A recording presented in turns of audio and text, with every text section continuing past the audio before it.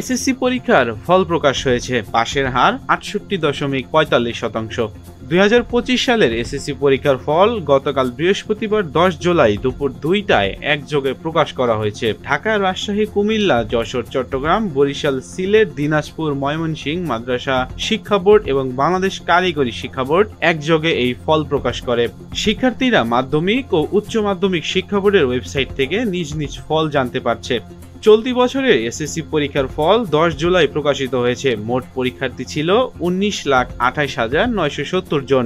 এবার গড় পাশের হার 68.45% এবং জিপিএ 5 পেয়েছেন 1,39,032 জন। কারো কারো ঘরে হচ্ছে আনন্দের আমেজ, আবার কারো কারো ঘরে দুঃখের বন্যা বইছে। ঠিক এমনই সময়ে নরসিংদীর নাসিমা কাদির মোল্লা হাই স্কুল হোমসের 320 জন এসএসসি শিক্ষার্থীর মধ্যে এ প্লাস পেয়েছেন 320 জনই। অনেকেই বলছেন নরসিংদীতে এই স্কুলে এ প্লাসের কারখানা, আবার অনেকে বলছেন সারা দেশে প্রথম স্থান অর্জন করেছে নাসিমা কাদির মোল্লা হাই স্কুল অ্যান্ড হোমস। 320 জনের মধ্যে 320 জন এ প্লাস, এ যেন ওই স্কুলের জন্য এক স্বর্গীয় সংবাদ।